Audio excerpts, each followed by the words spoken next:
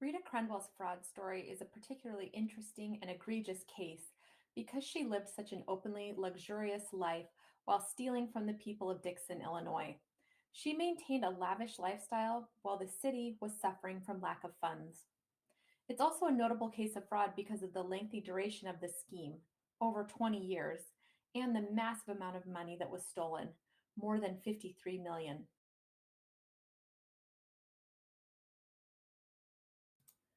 In 1970, Crundwell began working for the city. In 1983, she was appointed controller. On December 18, 1990, she began the fraud.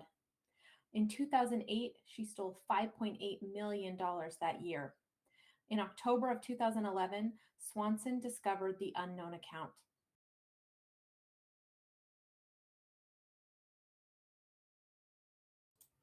On April 18, 2012, Crundwell was arrested.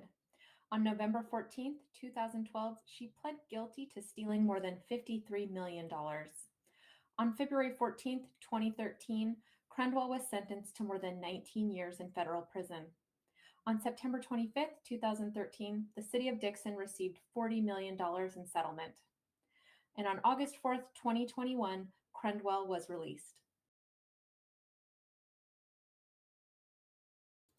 Rita Crundwell was born in 1953, and she grew up on her family's farm where she developed a love for horses. At 17, she started working for the city of Dixon. She became the controller and later started stealing funds in 1990. A portion of that money was used to fund her passion for horses. Kathy Swanson was a city clerk who is credited with being the whistleblower who exposed Crundwell. Jim Burke was the mayor of Dixon who reported the suspicious bank statements. Clifton Gunderson was the accounting firm that was charged with negligence for failing to detect the fraud. Fifth Third Bank was the bank where Crundwell had her secret account.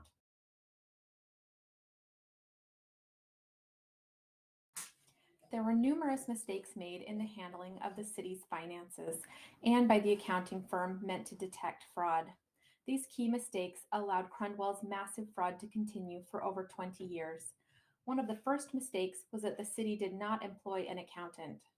Not having enough employees meant that the city was lacking in internal controls. The accounting firm, Clifton Gunderson, was also at fault. They failed to detect the massive fraud.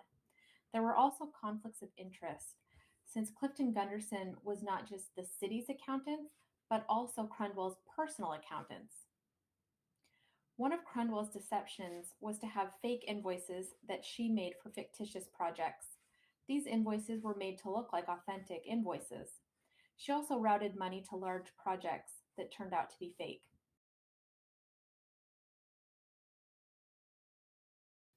Because of the situation surrounding the massive fraud, Dixon has had to change how the city manages their finances.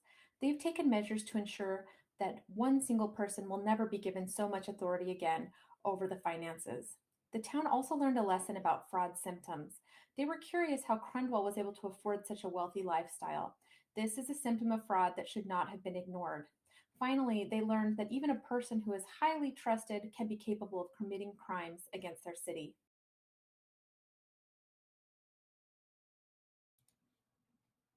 Fraud could have been avoided in this case with better oversight, such as less trust, with supervision.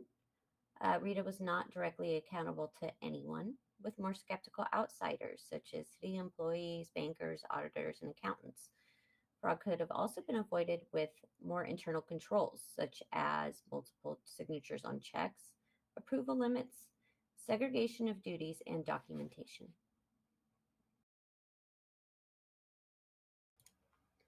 The key internal controls that were violated in this case include, for the city of Dixon, segregation of duties. Rita's duties included everything from custody of checks, signing checks, making deposits, and picking up mail. Independent checks, she would take vacations, but no one would perform her duties in her absence. For the bank, multiple parties should have been required to open new bank accounts, and checks addressed to treasurer were against their policies. The auditors did not perform risk assessment, ignored a conflict of interest.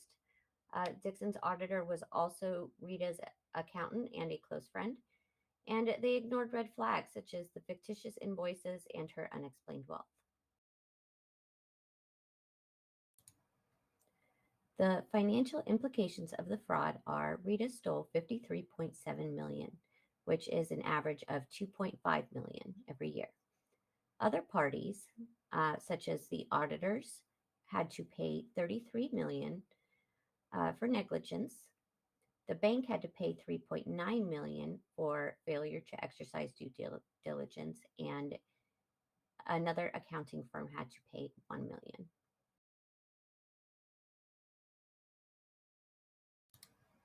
The major outcomes of the fraud are Rita Crundwell was sentenced to 19 years and 7 months in federal prison and ordered to pay restitution.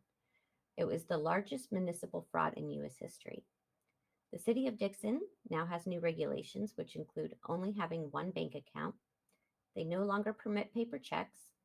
Mail is delivered straight to City Hall, and they now have financial reporting oversight by a CPA, a banker, and an attorney.